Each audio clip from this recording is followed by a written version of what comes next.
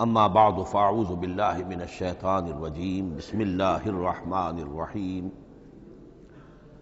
حامیم والکتاب المبین انا جعلناہ قرآنا عربیا لعلکم تعقلون وقال تبارک وتعالی کما ورد فی سورۃ یوسف علیہ الصلاۃ والسلام الف لام را تلک آیات الکتاب المبین انا انزلناہ قرآنا عربیا لعلکم تعقلون وقال عز وجل كما ورد في سورة الزمر قرآنا عربيا غير ذي عوج وقال جل وعلا كما ورد في أول سورة الكهف الحمد لله الذي أنزل على عبده الكتاب ولم يجعل له عوجا صدق الله العظيم رب اشرح لي صدري ويسر لي أمري واحلل عقدة من لساني يفقهوا قولي۔ تعارف قرآن کے ضمن میں جو مباحث پہلی نشست میں مکمل ہو چکے ہیں اس میں ایک کمی رہ گئی تھی، اس کو پورا کر لیجئے۔ قرآن مجید کی 2 آیات کے بارے میں یہ روایت موجود ہے صحیح مسلم میں حضرت عبداللہ ابن مسعود رضی اللہ تعالی عنہ سے کہ سورہ بقرہ کی آخری 2 آیات حضور کو شب معراج میں عطا ہوئی ہیں، وہ زمین پر نازل نہیں ہوئیں بلکہ حضور نے آسمان پر پہنچ کر ان کو حاصل کیا ہے۔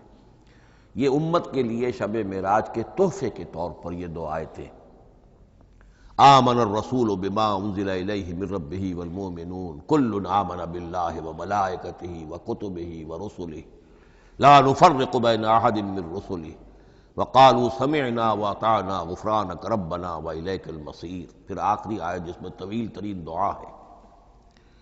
یہ 2 آیات جو ہیں مستثنیٰ کر لیجئے تو باقی جو ہے قرآن مجید وہ پھر پورا حجاز میں زمین پر نازل ہوا ہے محمد رسول اللہ صلی اللہ علیہ وسلم کے قلب مبارک پر۔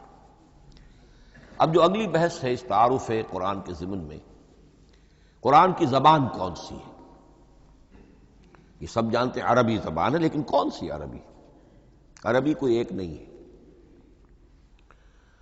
جیسا کہ آپ کو معلوم ہے کہ ایک زبان ہوتی ہے پھر اس کے ڈائلیکٹس ہوتے ہیں۔ پنجابی زبان کے نہ معلوم کتنے ڈائلیکٹس ہیں، بنگلہ زبان کے نہ معلوم کتنے ڈائلیکٹس ہیں، پشتو کے کتنے ڈائلیکٹس ہیں۔ عربی زبان کے اس وقت پورے عالم عرب کے اعتبار سے تو دیکھیے تو ہر ملک کا جو ہے اپنا لہجہ ہے اور ان کے اپنے انداز ہے۔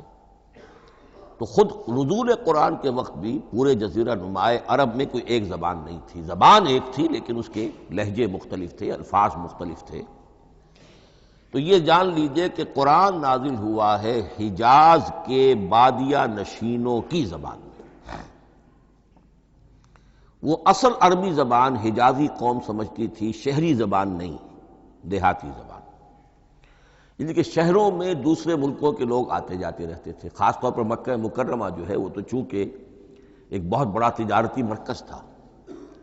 لإلاف قریش ایلافہم رحلۃ الشتاء والصیف فلیعبدوا رب ھذا البیت، ان کے قافلے جاتے تھے، آتے تھے، دوسرے تاجر بھی آتے تھے۔ تو ظاہر بات ہے کہ شہروں کے اندر تو پھر زبان جو ہے وہ مکسڈ ہو جاتی ہے، خالص نہیں رہتی۔ یہی وجہ ہے کہ قریش کے جو شریف گھرانے تھے، اونچے گھرانے تھے، وہ اپنے بچوں کو صحرا میں بھیج دیتے تھے کہ ان کی پرورش وہاں ہو، وہاں وہ خالص عربی زبان سیکھیں، ان کی زبان جو ہے پولیوٹڈ نہ ہو۔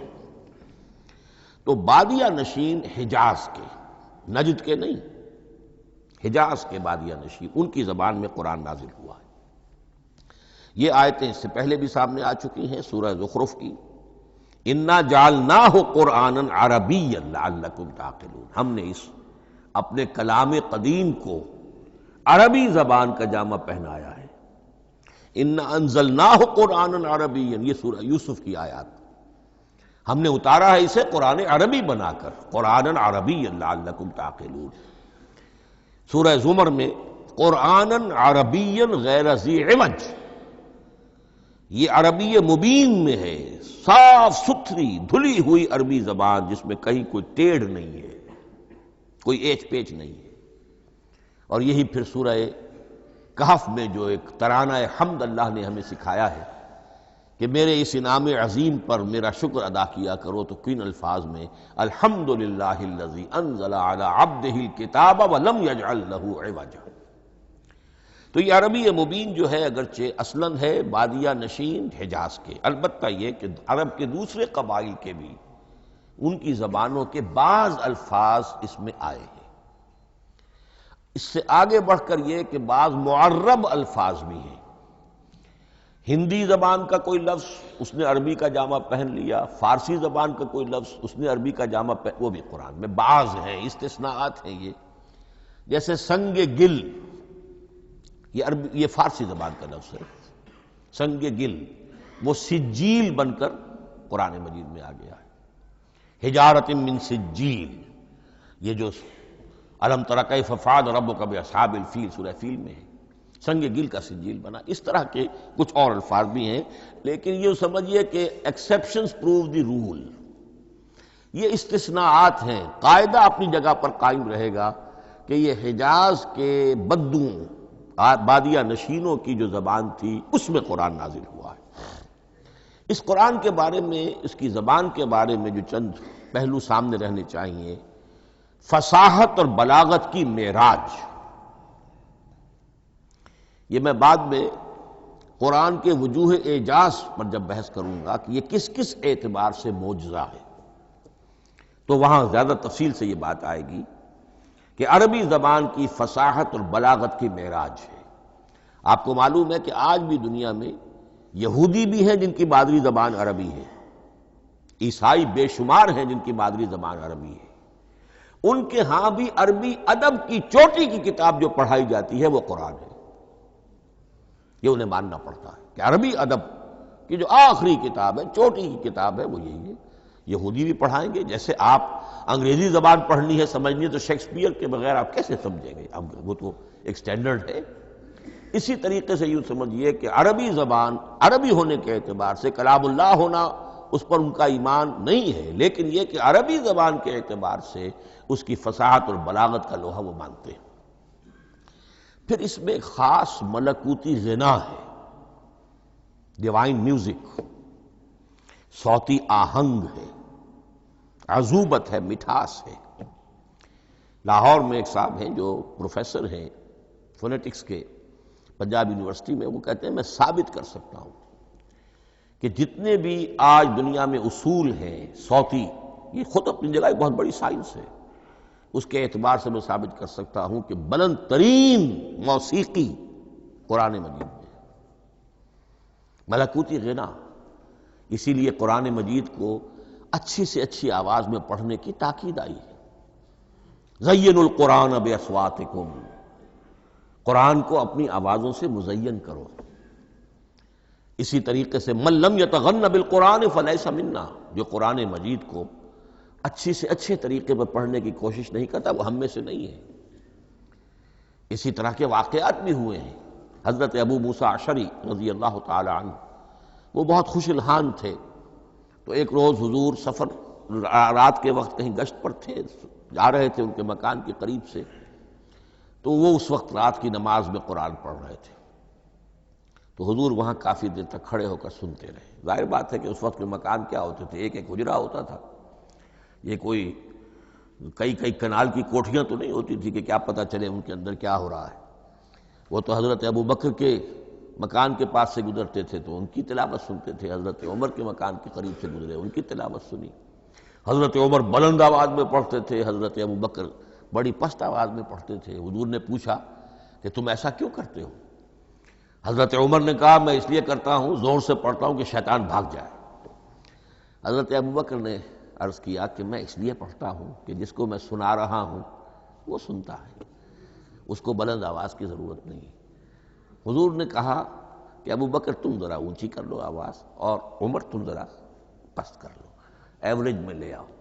تو بہرحال یہ معاملہ حضور کا صحابہ کے ساتھ ہوتا تھا۔ تو ابو موسیٰ اشعری رضی اللہ تعالی عنہ کی جب قرأت آپ نے سنی، تو اگلے روز جب ملاقات ہوئی فجر میں، تو آپ نے تحسین فرمائی ان الفاظ میں، یا ابا موسیٰ انک قد اوتیت مزمارا من مزامیر آل داود، اے ابو موسیٰ تمہیں تو اللہ نے آل داؤد کے سازوں میں سے ایک ساز عطا کیا ہے، یعنی حضرت داؤد کے گلے میں جو ساز تھا، خوش الحانی تھی، ان کی آواز نہایت خوبصورت تھی۔ تو اسی طریقے سے اب وہاں کوئی مزمار سے مراد وہ نہیں ہے، آلات موسیقی نہیں، گلے میں جو اللہ تعالیٰ نے رکھا ہے۔ تو انک قد اوتیت مزمارا من مزامیر آل داؤد۔ ایک آخری بات یہ نوٹ کیجئے کہ قرآن مجید کا عظیم ترین احسان ہے عربی زبان پر۔ یہ یوں سمجھیے کہ ایک ستون کی طرح اس زبان کو ٹھہرا دیا ہے، اس کو سٹیبل کیا ہے قرآن مجید۔ آج بھی پوری دنیا میں جسے عرب کہتے ہیں فصیح زبان، لغہ فصحی، وہ ایک ہے، وہ قرآن ہی کی ہے۔ زبانیں بدلتی رہتی ہیں۔ اردو 300 سال پہلے کی دکن میں جب شروع ہوئی، وہ آج آپ پڑھ بھی نہیں سکیں گے وہ کیا اردو تھی ولی دکنی کی۔ پھر وہ کیا اس نے روپ بدلے ہیں، اب وہ اردو کس شکل میں ہے، فارسی کن کن شکلوں میں رہی ہے، مختلف انگریزی کتنی شکلیں بدل گئی ہیں، لیکن عربی قائم ہے۔ اس کے لیے جیسے کہ قرآن مجید میں آتا ہے کہ ہم نے پہاڑ زمین میں گاڑ دیے اس کو سٹیبلائز کرنے کے لیے، ان تمید بکم، تمہیں لے کر زمین ایک طرف کو جھک نہ جائے۔ تو جس طرح یہ پہاڑ جو ہیں سٹیبلائزنگ ایفیکٹ رکھتے ہیں اس زمین کے لیے، اسی طریقے سے قرآن سٹیبلائزر ہے عربی زبان کا۔ اس کے اندر جو ایک ٹھہراؤ اور جماؤ پیدا کیا ہے، یہ قرآن مجید کا احسان عظیم ہے۔ تعارف قرآن کے ضمن میں اگلی گفتگو، قرآن کے اسماء و صفات۔ عربوں کا ایک خاص ذوق تھا، اور ظاہر بات ہے کہ اللہ تعالیٰ نے جب قرآن نازل کیا ہے تو عربوں کے ذوق کو بھی مد نظر رکھا ہے۔ ان کا ذوق کیا تھا؟ جس چیز سے انہیں محبت ہوتی تھی اس کے وہ بہت سے نام رکھتے تھے۔ گھوڑے کے لیے ہزاروں لفظ مل جائیں گے آپ کو، شیر کے لیے 5000 الفاظ مل جائیں، تلوار کے لیے 5000 الفاظ مل جائیں، یعنی اس شے کی جو بھی صفت ہے اس صفت کے اعتبار سے ایک نام، کوئی اور صفت ہے اس صفت کو ایک اور نام۔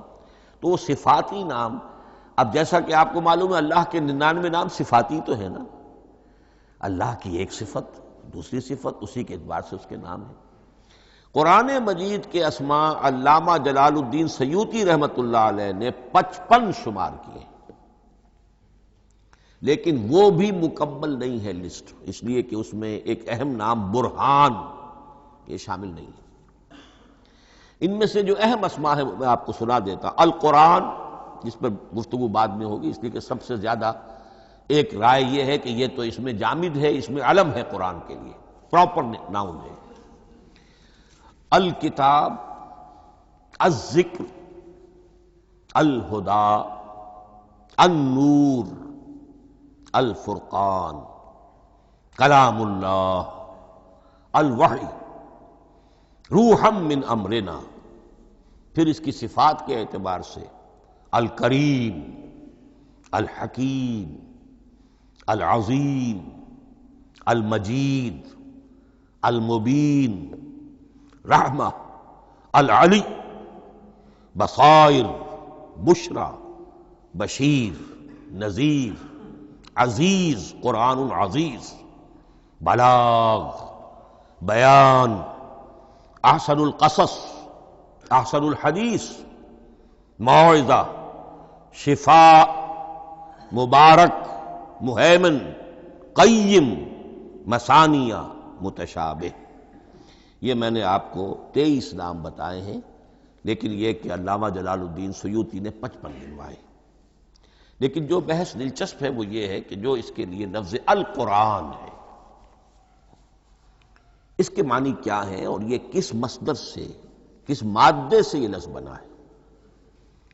ایک رائے تو یہ ہے کہ یہ اس میں جامد ہے، یہ مشتق نہیں ہے، کسی مادے سے نکلا ہوا نہیں ہے۔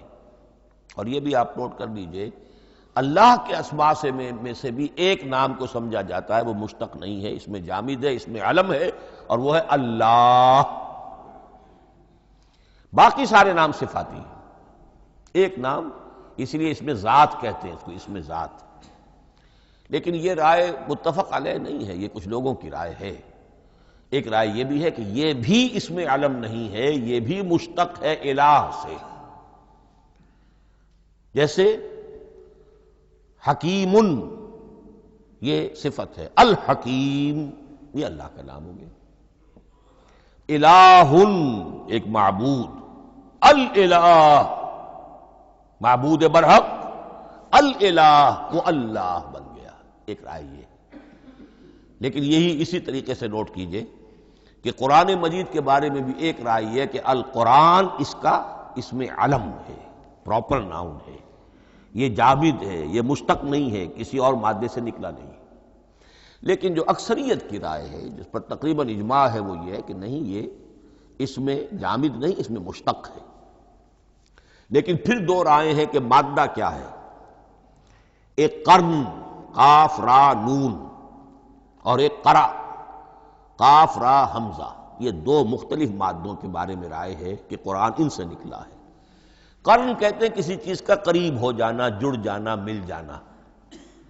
یہ حج کی جو تین شکلیں ہیں، حج تمتع ہے، حج قران ہے اور حج افراد ہے۔ قران کیا ہے؟ ایک ہی احرام میں عمرہ بھی اور حج بھی دونوں کو جمع کر لیا جائے تو یہ حج قران ہے۔ اسی سے قران الصعدین کا لفظ استعمال ہوتا ہے۔ قرینہ اور قرائن جو ہے اسی سے الفاظ۔ امام فرا کی رائے یہ ہے کہ قرن سے یہ قرآن بنا ہے، اس لیے کہ اس میں بھی اللہ تعالیٰ کی آیات جمع ہو گئی۔ اسی طرح قرأ قاف را اور حمزہ، اس قرات کا مصدر بھی بن جاتا ہے، جیسے رجحان، را جیم ہے، رجح سے رجحان، غفران، غفرانک ربنا، پروردگار ہم تیری مغفرت کے خواستگار ہیں۔ اسی طرح قرآن قرأ سے بنا ہے۔ مفعول جو ہے وہ مصدر کے معنی میں آ جاتا ہے، یعنی پڑھی جانے والی شے۔ اور ایک قرأ آتا ہے عربی زبان میں، قرأت الماء فی الحوض، میں نے پانی جمع کر لیا حوض کے اندر، بارش ہوئی میں نے کچھ پانی حوض میں جمع کر لیا، قرأت الماء فی الحوض۔ اسی سے قریہ کا لفظ بنا، قریہ بستی کو کہتے ہیں جہاں لوگ جمع ہو کر رہتے ہیں، قریہ۔ تو اس معنی میں یہ قرآن جو ہے یہ جمع ہے اللہ تعالیٰ کی اسماء صفات اور اللہ کی ذات جو ہے اور اس کی آیات کا جامع ہے۔ یہ ہے لفظ قرآن کی بحث۔ اگلی بحث اور بڑی اہم ہے اور دلچسپ ہے، قرآن کا اسلوب کلام کس کیٹیگری میں فال کرتا ہے؟ قرآن کیا ہے؟ ایک شے کی تو سختی سے نفی کی اللہ نے، یہ شعر نہیں ہے۔ وما علمناہ الشعر وما ينبغی لہ، سورہ یاسین۔ ہم نے شعر تو انہیں سکھایا ہی نہیں، محمد رسول اللہ کو صلی اللہ علیہ وسلم، اور وہ شعر ان کے شایان شان بھی نہیں۔ شاعروں کے بارے میں سورہ شعراء میں چونکہ بالعموم شاعروں کے بارے میں جو بات کہی گئی ہے، وَالشُّعَرَاءُ يَتَّبِعُهُمُ الْغَاوُونَ أَلَمْ تَرَ أَنَّهُمْ فِي كُلِّ وَادٍ يَهِيمُونَ إِنَّهُمْ يَقُولُونَ مَا لَا يَفْعَلُونَ إِلَّا الَّذِينَ آمَنُوا۔ استثناء تو ہے کہ اچھے لوگ بھی ہوتے ہیں، لیکن اکثر و بیشتر شعراء کا معاملہ یہی ہے، ان کی پیروی کرتے ہیں وہی لوگ کہ جو حد سے گزرنے والے ہوتے ہیں، لا ابالیانہ انداز والے لوگ، غیر سنجیدہ لوگ پیروی کرتے ہیں۔ خود وہ بھی زمین و آسمان کے قلابے ملاتے ہیں، کبھی ادھر کی بات کبھی ادھر کی بات۔ اور تیسری بات یہ کہ عام طور پر جو کہتے ہیں وہ کرتے نہیں ہیں، انہم یقولون ما لا یفعلون۔ تو یہ شعر کی تو نفی کی گئی ہے قرآن مجید، جیسا کہ میں نے آپ کو سنایا تھا سورہ حاقہ کی آیات، انہ لقول رسول کریم وما هو بقول شاعر، یہ شاعر کا کلام نہیں۔ البتہ ایک بات نوٹ کیجئے، جسے آزاد شاعری، آزاد نظم کہا جاتا ہے، وہ میرا گمان یہ ہے، میں نے چونکہ ان چیزوں کا کوئی تحقیقی مطالعہ نہیں کیا ہے، کہ شاید وہ ہے ہی قرآن سے ماخوذ آزاد شاعری۔ اس میں وزن نہیں ہوتا، ردم ہوتا ہے۔ آزاد شاعری کے اندر ایک ردم ہوتا ہے، وزن نہیں ہے، ایک مصرع اتنا سا، ایک بڑا لمبا چوڑا، لیکن ردم رہے گا۔ یہ جو آزاد شاعری، بلینک ورس جس کو آپ کہتے ہیں، میرا گمان یہ ہے کہ شاید دنیا میں اس کا رواج قرآن کے بعد ہی ہوا ہو، اور قرآن مجید ہی کی نقالی میں یہ صنف جو ہے ادب کی وہ ایجاد کی گئی ہو۔ واللہ عالم، میں یہ بات دعوے سے نہیں کہہ سکتا، گمان ہے میرا۔ البتہ یہ کہ اب اس سے آگے چلیے، شعر نہیں ہے، نثر ہے، لیکن نثر کے اعتبار سے بھی کون سی کیٹیگری میں آئے گی؟ کیا یہ کتاب عام معنی میں جسے ہم کتاب کہتے ہیں وہ کتاب ہے؟ ایک تو وہ بات تھی نا جو اقبال کے حوالے سے میں نے آپ سے کہی، کتابیں نیس چیزیں دیگر است، اس وقت وہ بات نہیں میں کہہ رہا۔ عام کتابوں سے اس کا فرق کیا ہے؟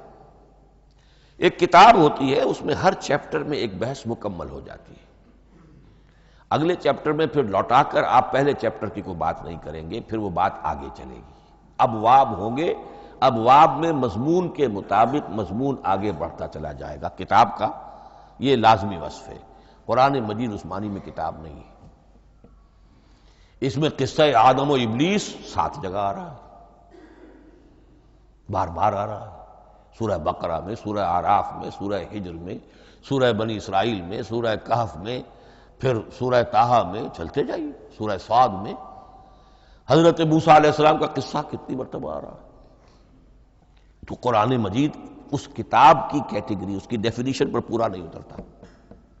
دنیا میں جو کتاب کا معیار ہے، عام اس کا جو اسلوب ہے، اس کی جو ڈیفینیشن ہے، ایک شکل ہوتی ہے مجموعہ مقالات، وہ بھی نہیں ہے، اس میں ہر مقالہ اپنی جگہ پر ایک مکمل شے ہوتی ہے، لیکن یہ کہ وہ دوسرے مقالات سے تو مختلف ہوگی، یہ مجموعہ مقالات بھی نہیں۔ اس کا اسلوب جو ہے وہ خطبے کا ہے، اوریشن،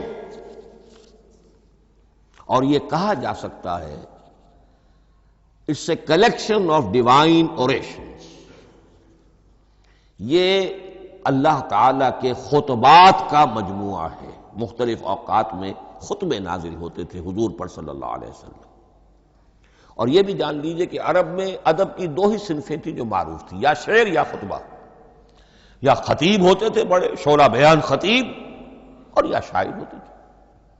تو یہ جب شعر کے اسلوب پر نہیں تھا تو خطابت کا اسلوب ہے جو اللہ نے اختیار فرمایا، اور ہر موقع پر، ہر مرحلے پر جو خطبہ اس وقت کے حالات کی مناسبت سے نازل ہوا وہ ایک صورت ہے۔ تو یہ ہے کلیکشن آف ڈیوائن اوریشنز، یہ اللہ تعالی کے مجموعہ خطبات الہیہ اسے کہا جا سکتا ہے، لیکن اس سے جو چند نتیجے نکلتے ہیں وہ نوٹ کرنے ضروری ہیں۔ خطبے میں مخاطب اور مخاطب کے مابین ایک ریپور ضروری ہے۔ اگر کوئی مصنف بیٹا کتاب لکھ رہا ہے، اس کے سامنے کوئی سامع نہیں ہوتے، وہ تو اپنی مگن میں جو بھی خیال ہے اپنے دل میں وہ لکھ رہا ہے۔ خطبے میں سامع سامنے ہوتے، اگر ان کے درمیان رپورٹ نہ رہے، ہم آہنگی نہ رہے، تو پھر وہ خطبہ غیر مؤثر ہو جائے گا، لوگ جو ہیں ان کو اونگ آنے لگے گی، وہ متوجہ ہی نہیں رہیں گے۔ تو ایک رپورٹ مخاطب اور مخاطب ان کے درمیان۔ دوسرے یہ کہ خطبہ کا ایک وصف لازمی یہ ہوتا ہے کہ ایک واقعاتی پس منظر ہوتا ہے پیچھے موجود۔ اب کوئی شخص ہے سیاسی تقریر کر رہا ہے، ایک خاص پس منظر موجود ہے، اس میں وہ ان چیزوں کی طرف حوالے دیتا چلا جائے گا، صرف کوئی تفصیلات بیان نہیں کرے گا، اس لیے کہ وہ لوگوں کو معلوم ہے آج کے دور کا ایک واقعہ ہے، لوگوں کے علم میں ہے، لیکن کتاب میں آپ لکھیں گے تو پھر وہ پورا واقعہ بھی بیان کرنا پڑے گا آپ کو کہ یہ کب ہوا، کیسے ہوا، جس کا میں حوالہ دے رہا ہوں۔ لیکن خطبے کے اندر بس پس منظر جو ہے وہ موجود ہے، اور اس کے حوالے سے صرف جو اشارات اس کی طرف ہو جائیں گے۔ نمبر 3 یہ ہے کہ خطبے میں تحویل خطاب بہت ہوتا ہے۔ تحویل خطاب سے کیا مراد ہے؟ ابھی خطیب آپ سے بات کر رہا ہے، آپ سے مخاطب ہے، اور کسی وقت وہ فلاں کو جو یہاں موجود بھی نہیں ہے، وہ نواز شریف صاحب کو خطاب کرنا شروع کر دے گا۔ بھائی نواز شریف تو یہاں نہیں ہے، لیکن خطاب انداز وہ تو تقریر مقرر ہے، سیاسی تقریر کر رہا ہے، نواز شریف کو چیلنج کر رہا ہے، نواز شریف یہ کر دو گے تو ہم یہ کر دیں گے، اور نواز شریف یہ تم غلط کر رہے ہو، یا بے نظیر تمہارا یہ معاملہ۔ ہاں بے نظیر تو وہاں موجود نہیں، صدر ایوب صاحب کو جو بھی گالیاں دی جاتی تھی تقریروں کے اندر، وہ خود تو وہاں موجود نہیں ہوتے تھے۔ تو اس میں تحویل خطاب نوٹ کرنا پڑتا ہے، ابھی کس سے بات ہو رہی تھی، ابھی کس سے بات ہو رہی تھی۔ قرآن مجید میں آپ دیکھیں گے ایک آیت میں حضور سے خطاب ہے، اگلی آیت میں کفار سے خطاب ہے، اس سے اگلی آیت میں اہل ایمان سے خطاب ہے۔ تو تحویل خطاب جو ہوتا ہے اس کے حوالے سے نوٹ کرنا پڑتا ہے کہ اس وقت اس آیت کا جو رخ ہے کدھر ہے، اس میں کس کو خطاب کیا جا رہا ہے۔ چوتھی بات یہ ہے کہ خطبے میں صرف عقل سے اپیل نہیں کی جاتی، جذبات سے بھی اپیل ہوتی ہے۔ اسی لیے خطابی انداز کہلاتا ہے، خطابی انداز میں لوگوں کے جذبات سے بھی اپیل کی جاتی ہے۔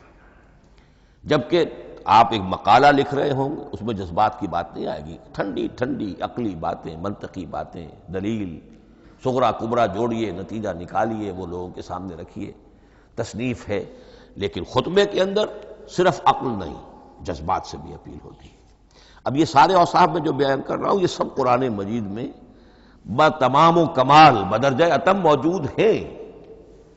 اور آخری بات یہ کہ خطبے میں، اور یہ کہ یہ چیز مشترک ہے غزل میں بھی اور قصیدے میں بھی اور خطبے میں بھی، اس کا اول و آخر بہت جامع اور مؤثر ہونا چاہیے۔ اسی لیے مطلع مقطع یہ خاص طور پر ہوتے ہیں نا، مقطع میں آپ پڑھی ہے سکون گسترانہ بات، جس غزل کا مطلع جاندار ہے اس کو آدمی پڑھے گا، اور اگر وہ مطلع پھسپھسا ہے وہ باقی نظم پڑھے گا ہی نہیں، چاہے آگے اس کے اندر بڑا عمدہ شعر بھی ہو وہ نہیں پڑھے گا، مطلع ہی جو ہے بے جان ہے، پھسپھسا ہے۔ پھر مقطع آخری جو شعر ہو، تو قصیدے میں بھی یہ ہے اور خطبے میں بھی یہ ہے۔ یہی وجہ ہے کہ قرآن مجید کی صورتوں میں اکثر و بیشتر شروع کی آیات اور آخری آیات انتہائی اہم ہوتی ہیں، بہت جامع ہوتی ہیں، جن کو کہا جاتا ہے کہ یہ سور جو ہیں ان کی ابتدائی آیات، خواتین اور پہلی آیات۔ اب سورہ بقرہ کی آیات شروع کی، پھر آخری جو ابھی میں نے آپ کو سنائی، یہی آل عمران کا معاملہ ہے، کس شان کے ساتھ وہ اٹھ رہی ہے۔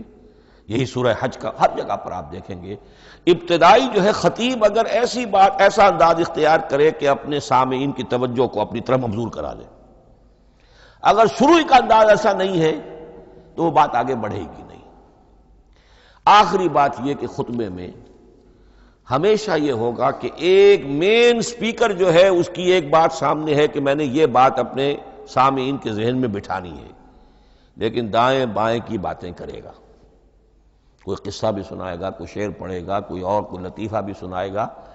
ہمارے ہاں کے جو بہترین خطیب جو ہوتے تھے وہ احراری حضرات جو ہے بہترین خطیب ہوتے تھے، اور آپ نے سنا مولانا عطا اللہ شاہ بخاری رحمۃ اللہ علیہ، ان کی تقریریں 6 گھنٹے تک لوگ سنتے تھے، وہ کبھی رلا بھی رہے ہیں، کبھی ہنسا بھی رہے ہیں، عام آدمی تنقید بھی کرے گا کہ یہ کیا ادھر ادھر کی باتیں کر رہے ہیں، لیکن وہ پھر جب آخری تقریر ہوتی تھی تو جب تقریر ختم ہوتی تھی، جو بات وہ ذہن میں بٹھانا چاہتے تھے، دل میں اتارنا چاہتے تھے، وہ بیٹھ چکی ہوتی تھی۔ باقی یہ کہ ادھر ادھر کی چیزیں جو ہیں وہ آکسیلری چیزیں ہیں وہ رہتی ہیں۔ یہ ہیں 6 اوصاف خطبات کے، اور قرآن مجید کے اندر بھی یہ اوصاف کم و بیش موجود ہیں۔ قرآن کا اسلوب خطبے کا ہے۔ اب اگلی بحث پر آئیے، قرآن مجید کی ترکیب اور تقسیم، سنتھیسس اور ڈویژنز۔ اب اس میں سمجھیے کہ کلام جو ہے اللہ کا کلام ہے، کلام مرکب ہوتا ہے کلمات سے، کلمات حروف سے بنتے ہیں، عربی زبان کے حروف 28 یا 29 ہیں، الف اور حمزہ کو ایک ہی مانیں گے تو 28 رہ جائیں گے، الف علیحدہ حمزہ علیحدہ تو 29 ہو جائیں گے۔ یہ حروف جڑتے ہیں، لفظ بنتے ہیں، لفظ محمل بھی ہوتا ہے لیکن کلمہ وہ کہلاتا ہے جو بامانی لفظ ہو۔ پھر ان کلمات کو آپ جوڑتے ہیں، یہ مرکب توصیفی بن گیا، مرکب اضافی بن گیا، مرکب عددی بن گیا، مرکب جاری بن گیا، پھر ان مرکبات کو جوڑ کر فقرہ بنتا ہے، جملہ بنتا ہے، کلام مفید جس کو کہا جاتا ہے۔ قرآن مجید کے اعتبار سے علامہ سیوطی نے مخصوص جو قرآن کی اصطلاحات ہیں ان کے حوالے سے ایک بات کہی ہے، لیکن واقعہ یہ ہے کہ قرآن کی اصطلاحات خود اپنی ہیں، دنیا کی دوسری کسی بھی اصطلاحات پر ان کو قیاس نہیں کیا جا سکتا۔ لیکن جاہز چونکہ قدیم تھے، انہوں نے قرآن مجید کو کہا یہ دیوان کی شکل رکھتا ہے، جیسے کہ حافظ کا دیوان کسی اور کا دیوان۔ سورتیں جو ہیں وہ قصیدوں کی شکل میں ہیں، بیت شعر آیت ہے، قوافی جو ہوتے ہیں شعروں میں قافیہ وہ یہاں فواصل ہے، آیت کے آخری حروف ایک دوسرے سے مشابہ ہوتے ہیں کہ جن سے پھر وہ صوتی آہنگ پیدا ہوتا ہے۔ الرحمن علم القرآن خلق الانسان علمہ البیان۔ اب یہ ایک فواصل جو ہے وہ جڑتے چلے جاتے ہیں، ان میں آہنگ پیدا ہوتا ہے۔ لیکن حقیقت کے اعتبار سے پہلی بات یہ نوٹ کیجئے، قرآن مجید کی اکائی ہے آیت، اسے نہ آپ جملہ کہہ سکتے ہیں نہ فقرہ کہہ سکتے ہیں۔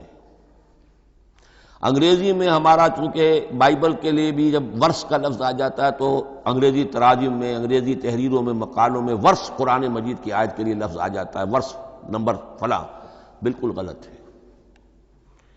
قرآن کی آیت یہ اس کا اپنی اصطلاح ہے، اپنا مفہوم ہے۔ لغوی مفہوم کیا ہے؟ نشانی ہے، آیت نشانی۔ قرآن کی ہر آیت اللہ کے علم اور حکمت کی نشانی ہے۔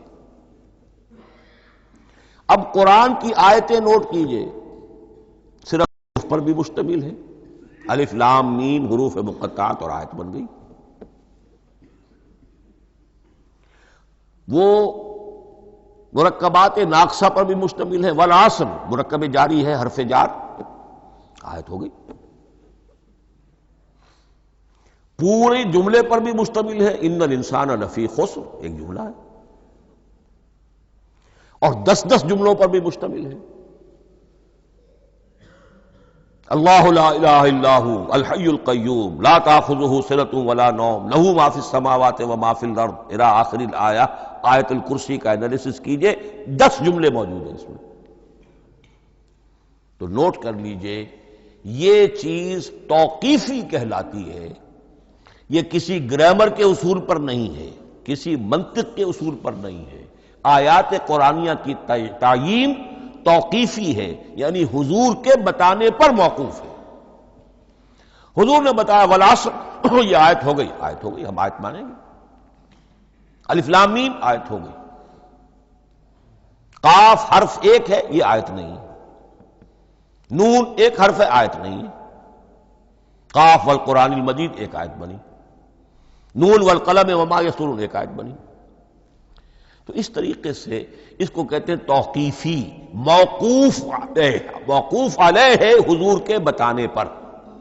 اب اس میں روایات کا اختلاف ہو سکتا ہے کہ حضور سے کوئی روایت یہ ہو کہ یہ ایک آیت بنی یا 2 آیتیں بنی۔ مثلا بڑی اہم مثال آپ کو دے رہا ہوں، سورہ مزمل کی جو دوسرا رکوع ہے، پورا دوسرا رکوع، وہ 1 آیت شمار ہوتا ہے۔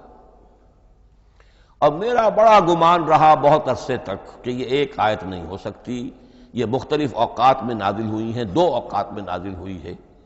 اور یہ مجھے قول مل گیا علامہ سیوطی کے ہاں، حضرت عبداللہ ابن عباس رضی اللہ تعالی عنہما کا قول کہ یہ 2 آیتیں ہیں، 1 نہیں۔ لیکن یہ کہ یہ ہوگا موقوف روایت پر، میں کوئی نہیں ہوں جو اسے قرار دے سکوں۔ ہاں مجھے اگر کوئی روایت مل جاتی ہے، کوئی خبر یا اثر، خبر محمد الرسول اللہ کی یا اثر آپ کے کسی صحابی کا صلی اللہ علیہ وسلم رضی اللہ تعالی عنہ، تو پھر یہ ہے کہ ہم مانیں گے۔ تو اس کو کہتے ہیں توقیفی۔ آیات اور سور کا معاملہ توقیفی ہے بالکل، یا کسی منطق، کسی گرامر، کسی اصول بیان، کسی پر مبنی نہیں ہے، یہ مبنی ہے حضور کے بتانے پر۔ اس طرح سورت کسے کہتے ہیں؟ عربی زبان میں سور کے معنی ہے فصیل۔ فَضُرِبَ بَيْنَهُمْ بِسُورٍ لَهُ بَابٌ، سورہ حدید کے اندر الفاظ آئے۔ اب اس کا کیا تصور دیا گیا کہ ہر آیت جو ہے وہ اللہ کے علم اور حکمت کی نشانی ہے۔ 10 آیتیں، 20 آیتیں، 100 آیتیں، 285 آیتیں، 286 آیتیں جوڑ کر ایک فصیل باندھ دی گئی۔ یہ شہر حکمت خداوندی ہے۔ ایک نظم ہوتا ہے، جیسے آپ شہر کا ٹاؤن پلاننگ آج کا تو بہت بڑا فن ہے، بڑی اسپیشلائزیشن ہے، شہر کو پلان کرنا، اس کے اندر کیا کچھ ہونا چاہیے، کس طرح سے ہونا چاہیے۔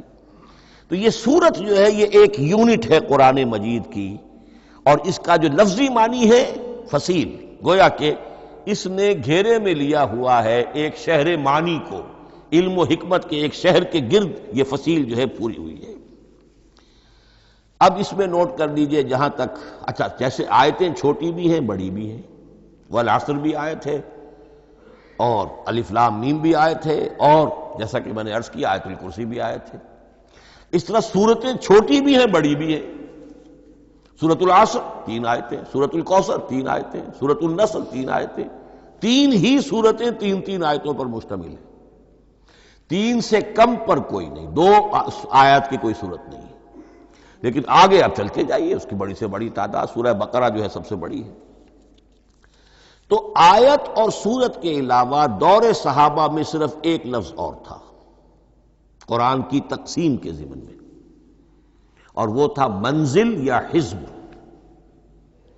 منزل یا حزب 7 منزلوں میں یا 7 احزاب میں قرآن کو تقسیم کیا گیا، تاکہ جو شخص قرآن مجید ایک ہفتے میں ختم کرنا چاہے، ہر شب میں اکثر و بیشتر وہ لوگ رات کو ہی رات کی نماز میں قرآن پڑھتے تھے، ایک منزل پڑھ لے تو ہفتے میں پورا قرآن ختم ہو جائے گا۔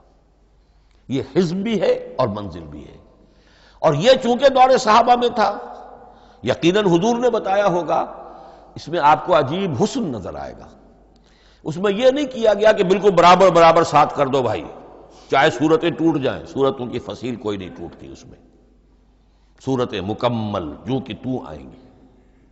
اور پھر یہ کہ عجیب بات ہے کہ سورہ فاتحہ کو اگر ایک طرف رکھ دیں، وہ قرآن کے دیباچے کی حیثیت رکھتی ہے، تو پہلی منزل میں 3 سورتیں، دوسری میں 5 سورتیں، تیسری میں 7، چوتھی میں 9، پانچویں میں 11، چھٹی میں 13 اور 17 اور 7ویں میں 65۔ یہ ہے کہ جو ان صورتوں کی ایک بڑی جیسے کہ ایک سیڑھی چڑھ رہی ہے، اور تقریباً مساوی ہو جاتے ہیں، کوئی 4.25 پارے ہے، کوئی 4.5 پارے ہے، کوئی 4.25 پارے، اس طریقے سے ہے، تقریباً مساوی۔ لیکن آرٹیفیشل ایکویلٹی پیدا کرنے کے لیے، مصنوعی مساوات پیدا کرنے کے لیے صورتوں کی فصیلوں کو نہیں توڑا گیا۔ اس سے آگے چل کر جو پاروں کی تقسیم ہے وہ بہت بعد کی بات ہے، 30 پارے، اور اس میں آپ کو یہ ساری قباحتیں نظر آئیں گی۔ اس میں صورتوں کی فصیلیں توڑی گئی ہیں اور بڑے بھونڈے طریقے پر توڑی گئی۔ سورہ ہجر ایک آیت ادھر ہے، باقی ساری صورت جو ہے اگلے پارے میں، فصیلیں توڑ دی گئی۔ معلوم ہوتا ہے کسی شخص کے پاس جو قرآن تھا مصحف، اس نے صفحے گنے، 7 سے 30 سے تقسیم کیا اور برابر صفحوں کے اندر وہ پارے بنا دیے۔ لیکن بہرحال دور صحابہ میں پاروں کا کوئی ذکر نہیں تھا، یہ بات کی بات ہے۔ دور صحابہ میں آیت، سورت اور حزب۔ اسی طریقے سے طویل سورتوں کو جو رکوعوں میں تقسیم کیا گیا، یہ بھی بات کی بات ہے۔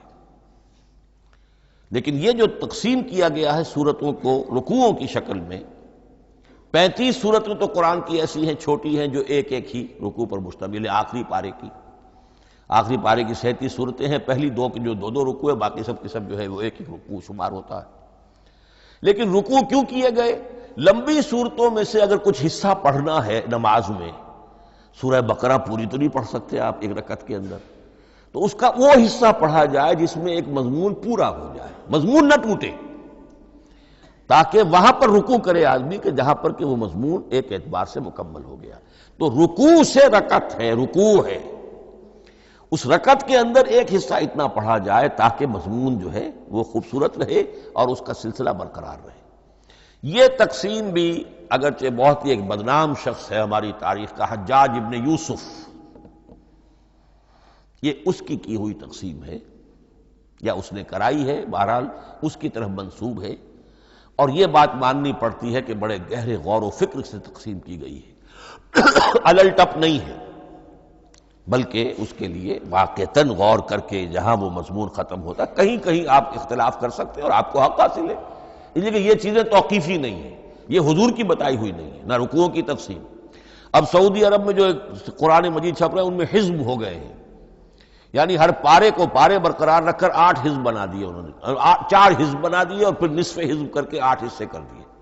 تو یہ چیزیں جو ہمارے ہاں رکوع تو پاروں سے ادھر ادھر ہو جاتے ہیں، پارا بدل گیا رکوع وہی چل رہا ہے، اس لیے کہ رکوع میں مضمون کو پیش نظر رکھا گیا ہے، جبکہ پارے میں مضمون کو نہیں سامنے رکھا گیا۔ تو رکوع کا معاملہ جو ہے چاہے وہ حجاج ابن یوسف ہی نے کیا ہے، لیکن یہ کہ بہرحال وہ بہت صحیح ہے، اکثر و بیشتر کہیں کہیں آپ اس سے اختلاف کر سکتے ہیں۔ تو یہ تو اس کا ہم نے آپ کے سامنے رکھا سنتھیسس۔ اب اگلا موضوع ہے ترتیب و تدوین کیسے ہوئی۔ ان علینا جمعہ و قرآنہ، ہمارے ذمے ہے اس کو جمع بھی کرنا اور پڑھوانا بھی، اور پڑھوانے میں ترتیب آ جائے گی لازماً۔ لیکن یہ کہ ایک بات تو اس میں بالکل متفق علیہ ہے، جس میں کسی شک و شبے کی گنجائش نہیں۔ قرآن کی ترتیب نزولی اور تھی، ترتیب مصحف اور ہے۔ ترتیب مصحف میں سورہ فاتحہ کے بعد سورہ بقرہ ہے۔ سورہ بقرہ نازل ہوئی ہے مدنی دور میں جا کر، پھر سورہ آل عمران ہے وہ بھی مدنی ہے، سورہ نساء ہے وہ مدنی ہے، سورہ مائدہ ہے وہ مدنی، پھر آئی ہے سورہ انفال اور سورہ توبہ۔ یہ سورہ انفال تو مدنی نہیں، سورہ انعام اور سورہ اعراف یہ ہے کہ جو مکیات ہیں، یہ کہ بھی مکی دور کی بھی آخری زمانے کی ہے۔ ابتدائی جو مکی صورتیں وہ سب سے آخری حصے میں ہیں، 29واں پارہ اور 30واں پارہ۔ تو ترتیب نزولی اور تھی، ترتیب مصحف اور ہے، اس میں تو کسی شک و شبے کی گنجائش نہیں۔ لیکن ہمارے ہاں اہل تشیع نے اس چیز کو بہت اچھالا ہے۔ ان میں سے بعض گروہ ایسے ہیں جن کا کہنا یہ ہے کہ اصل قرآن جو ہے وہ ترتیب نزولی کے مطابق تھا، یہ ترتیب تو عثمان نے کر دی رضی اللہ تعالی عنہ۔ حضرت علی کے پاس اصل قرآن جو ترتیب نزولی کے مطابق تھا موجود تھا، اور اب بھی ان کے خیال میں جو ان کے امام غائب جو ہیں چھپے ہوئے ہیں غار میں، تو ان کے پاس وہ نسخہ اصل حضرت علی والا موجود ہے، اور جب وہ ظاہر ہوں گے تو اصل قرآن لے کر آئیں گے۔ یہ سارے شیعوں کا قول نہیں ہے، لیکن یہ کہ ان میں بہت سے لوگ ہیں کہ جو ان باتوں کو مانتے ہیں۔ جہاں تک اس بات کا تعلق ہے کہ حضرت علی نے ترتیب نزولی پر کوئی مصحف جمع کیا ہو، اس میں کوئی اشکال نہیں ہے، اس لیے کہ علمی طور پر یہ ایک بڑی عمدہ ایکسرسائز بنتی ہے۔ ایک زمانے میں میں بہت کوشش کرتا رہا ترتیب نزولی سے، اس لیے کہ ترتیب نزولی سے سیرت نبوی اخذ ہوتی ہے، پہلے کیا نازل ہوا، پھر کیا نازل ہوا، پھر کیا نازل ہوا۔ در حقیقت اگر آپ ترتیب نزولی سے قرآن مرتب کر دیں تو وہ سیرت النبی بن جائے گی۔ تو اس کو سمجھنے کے لیے ایک زمانے میں نے بڑی محنت کی ہے، لیکن ایک تو یہ کہ وہ یقین سے وہ باتیں ملتی نہیں ہیں، بعض روایات ہیں لیکن یہ کہ پھر بھی آپ یقین سے نہیں کہہ سکتے۔ اکثر و بیشتر قرآن مجید میں لکھا بھی ہوتا ہے، ترتیب کے موٹی موٹی چیزیں معلوم ہیں نزولی ترتیب کی، لیکن یہ ہے کہ یقین کسی بات پر نہیں۔ تو پہلی بات یہ ہے کہ ہمارے نزدیک، اہل سنت کے نزدیک، اصل جو حجت ہے دین میں وہ ترتیب مصحف ہے۔ یہی ترتیب جو اس وقت مصحف عثمان کی ہے رضی اللہ تعالی عنہ، یہی ترتیب ہے لوح محفوظ کی، یہی ترتیب ہے ام الکتاب میں، یہی ترتیب ہے کتاب مکنون میں۔ اب اس کے سمجھیے کہ اس کی تدوین کن مراحل میں ہوئی۔ سب سے پہلے اس کے جو مراحل ہے 3، خود نبی اکرم صلی اللہ علیہ وسلم کے زمانہ مبارک میں جمع اور ترتیب یہ ہو گئی، لیکن کتابی شکل میں نہیں، ما بین الدفتین نہیں۔ حضور نے لوگوں کو پڑھ کر سنایا، اس ترتیب سے سنایا جس ترتیب سے یہ مصحف میں اب موجود ہے، اور ہر رمضان میں حضرت جبرائیل دورہ کرتے تھے حضور کے ساتھ، جتنا کہ قرآن اس وقت تک نازل ہو چکا ہوتا تھا، اور آخری رمضان مبارک آپ کی حیات طیبہ کا جو تھا اس میں 2 مرتبہ پورے قرآن کا دورہ ہوا۔ تو دورہ قرآن بغیر ترتیب کے تو نہیں ہو سکتا۔ تو یہ ترتیب حضور کی ہوئی ہے، توقیفی ہے، اور حضور ہی نہیں اللہ کی ہوئی ہے۔ یہی ترتیب لوح محفوظ میں، کتاب مکنون میں اور ام الکتاب میں ہے، اور یہ ترتیب حضور دے کر گئے ہیں صحابہ کرام کو۔ حفاظ تھے، کتنے حفاظ جو ہیں جنگ یمامہ میں شہید ہو گئے، تبھی تو خیال آیا کہ اس کو کتابی شکل میں بھی مرتب کیا جائے۔ لیکن کتابی شکل میں جسے کہتے ہیں 2 گتوں کے درمیان ایک کتاب مجلد، اس صورت میں جہاں تک میں تحقیق کر سکا ہوں اور جہاں تک ہمارے اکثر و بیشتر لوگوں کی رائے ہے، حضور کے زمانے میں یہ اس طریقے سے ما بین الدفتین، 2 گتوں کے مابین ایک کتاب کی شکل میں قرآن موجود نہیں تھا۔ لوگوں کے سینوں میں محفوظ تھا، جیسے محمد الرسول اللہ کے سینے میں محفوظ تھا۔ ان علینا جمعہ، وہ جمع حضور کے سینے میں کیا اللہ نے۔ اسی طرح پھر صحابہ کرام بے شمار جو حفاظ تھے ان کے سینوں میں محفوظ تھا۔ دوسرا مرحلہ کب آیا؟ جب حضرت ابوبکر صدیق کے عہد خلافت میں جنگ یمامہ میں بہت سے حفاظ شہید ہو گئے۔ اب ایک تشویش پیدا ہوئی، ایسا نہ ہو کہ قرآن ضائع ہو جائے، لہذا اسے کتابی شکل میں مرتب کر لینا چاہیے۔ اس کے لیے پھر بہت سے صحابہ نے حضرت ابوبکر کو اپروچ کیا کہ جتنے قراء ہیں، جتنے کاتبین وحی ہیں، ان سب کو آپ جمع کیجئے اور جمع کر کے اس قرآن مجید کو ایک کتاب کی شکل میں جمع کر لیں۔ حضرت ابوبکر شروع میں بہت ریلیکٹنٹ رہے، بہت ریلیکٹنٹ رہے۔ ان کا ایک خاص مزاج تھا، اتباع رسول کا جذبہ انتہا درجے کا۔ جو کام حضور نے نہیں کیا میں کیسے کروں؟ اگر تو یہ کام واقعی کرنے کا تھا تو حضور کرتے، میں کیسے کروں؟ لیکن یہ کہ جب صورتحال بہت لوگوں کی طرف سے دباؤ پڑا کہ نہیں یہ کر لینا چاہیے، ان کے سامنے بھی حکمت آ گئی، تو پھر انہوں نے اتفاق کرتے ہوئے جتنے بھی کاتبین وحی تھے ان سب کی ایک کمیٹی بنائی اور ان کو کہا کہ اب اس قرآن کو مرتب کر کے ایک کتابی شکل دے دی جائے۔ وہ کتابی شکل حضرت ابوبکر کے دور میں ہو گئی۔ تیسرا مرحلہ کیا ہے؟ یہ کتابی شکل میں جب قرآن مجید آ گیا اور شروع میں یہ اجازت تھی کہ ہر قبیلے، ہر علاقے کے لوگ اپنے لہجے میں پڑھ لیں۔ اب پنجابی ہمارا مسلمان جو ہے وہ چاقو کو کاچو کہے گا تو وہ لکھے ہوئے کو بھی چاقو کو کاچو پڑھ کے نکلے جائے گا۔ تو مختلف لہجوں میں ہونے سے وہ ان کا جو ہے قرآن مجید بدل رہا تھا، کوئی کسی طرح پڑھ رہا ہے، کوئی کسی طرح پڑھ رہا ہے۔ اب اس کی تشویش ہوئی حضرت عثمان کے زمانے میں، جب دور بہت پھیل گیا، اسلام کا دائرہ، دارالاسلام کی وسعت بہت ہو گئی کہ اس طرح اگر یہ لوگ پڑھیں گے اور اپنے اپنے لہجے کی وجہ سے اب اس لہجے میں شکل بدل بھی جاتی ہے لفظ کی۔ کاچو کو کاف الف چے واو لکھنا شروع کر دیں گے پھر کہ کاچو سنا ہم نے، تو چاقو تو سنا ہی نہیں۔ تو ایک لفظ ہے چاقو لکھ رہا ہے اور ایک کاچو لکھ رہا ہے، تو چاقو اور کاچو میں فرق ہو گیا۔ لہذا اس وقت پھر جو کام کیا گیا وہ یہ کہ ایک ہی رسم تحریر، رسم کتابت، رسم الخط میں قرآن مجید کے نسخے تیار کیے گئے۔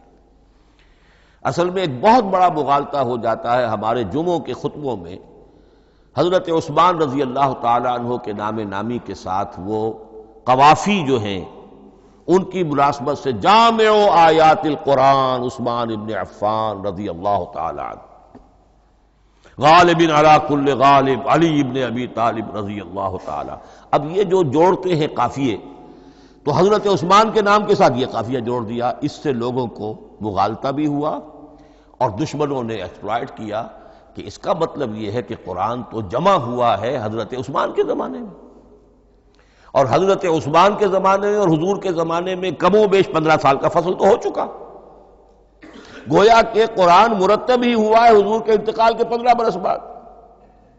پھر حضرت عثمان کی شخصیت کو خاص طور پر جو سبائی فتنہ اٹھا تھا اس نے ایک ڈسپیوٹڈ پرسنالٹی بنا کے رکھ دیا ہے، نہیں معاذ اللہ، کوئی شک نہیں، لیکن یہ کہ ایک فتنہ اٹھا، فتنۃ الکبریٰ، اور حضرت عثمان رضی اللہ تعالیٰ عنہ کو انہوں نے بدنام کیا، لہذا اس کے نام سے اور بٹا لگ گیا، یہ مصحف عثمان ہے۔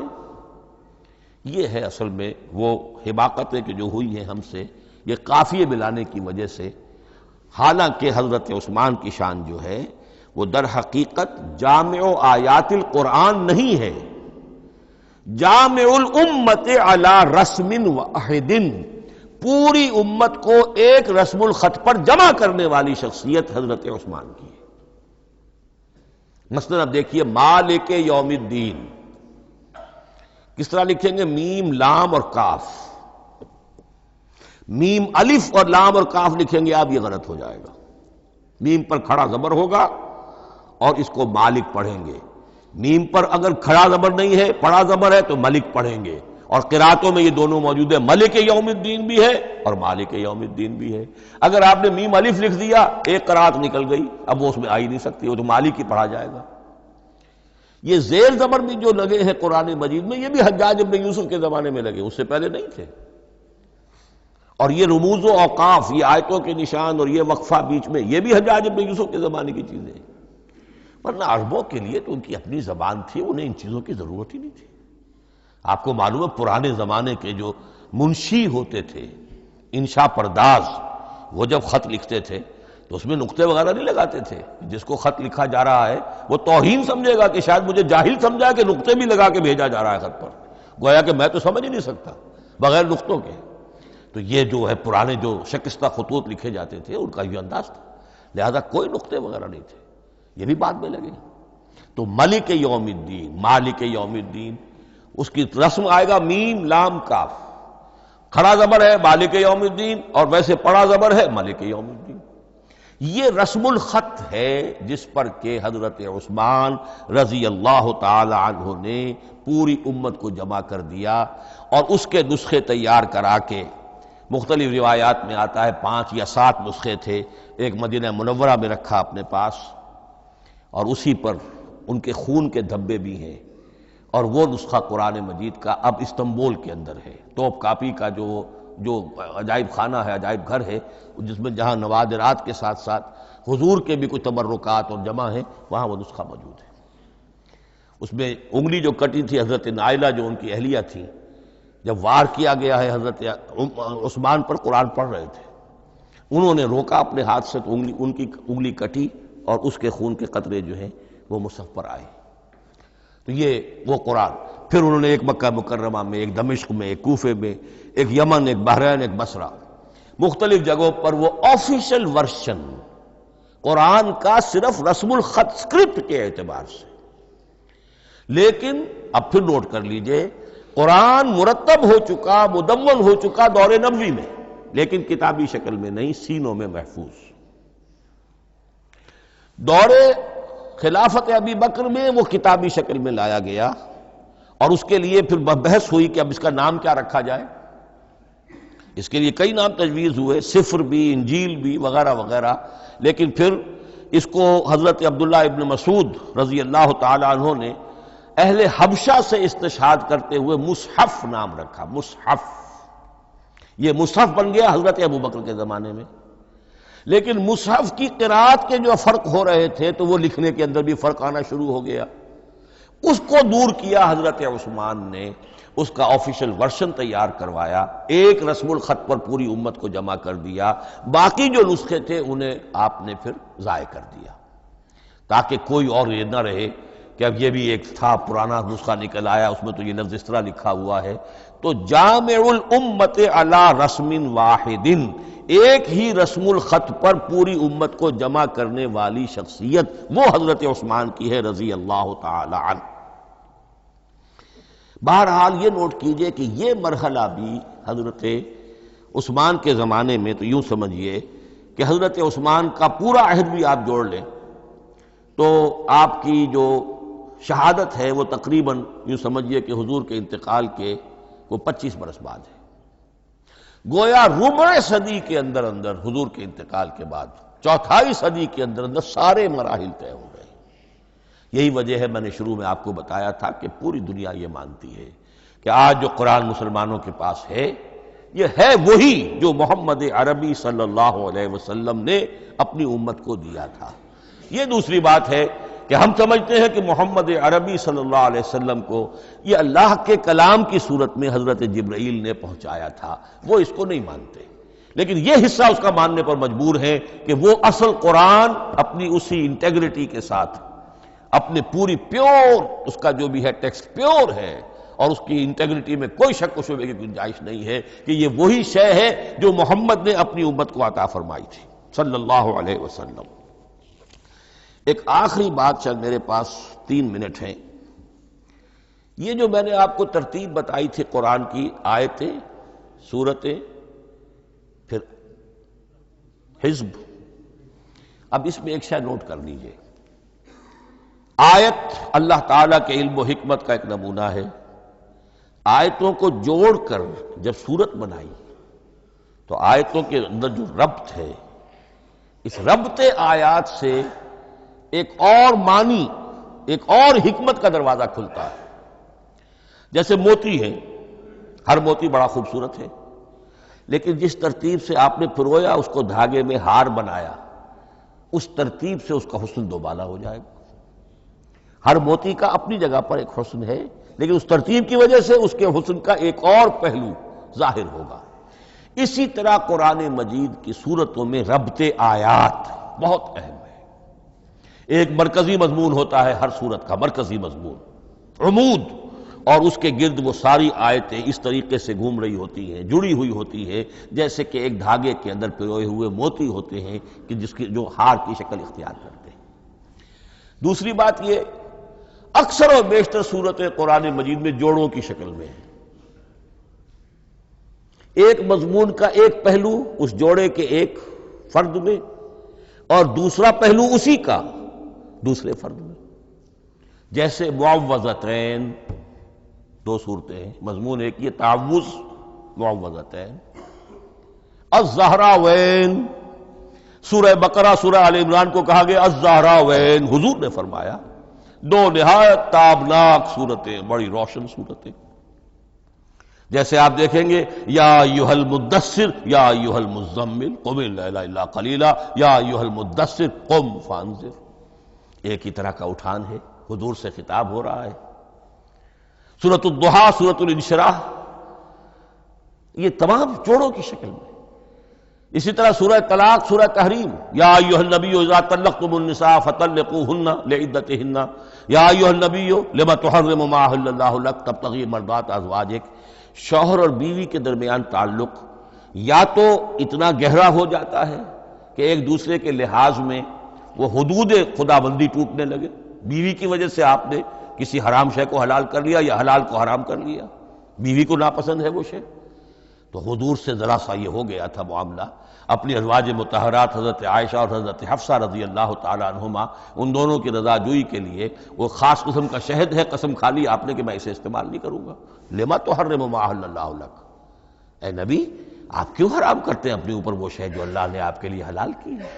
تبتغی مرضات ازواجک، اپنی بیویوں کی رضا جوئی میں۔ یہ ایک انتہا ہوئی۔ دوسری انتہا کیا ہے؟ میاں اور بیوی میں اتنا بودھ ہو جائے کہ طلاق تک نوبت آ جائے۔ تو سورۃ التحریم ایک انتہا کو بیان کر رہی ہے، سورہ طلاق اگلی اس کے ساتھ جڑی ہوئی وہ دوسری انتہا کو بیان کر رہی ہے۔ سورہ صف حضور کے مقصد بعثت کو بیان کر رہی ہے، سورہ جمعہ آپ کے طریقہ کار کو بیان کر رہی ہے۔ اس طرح قرآن مجید کی اکثر و بیشتر صورتیں جو ہیں وہ جوڑوں کی شکل میں ہیں۔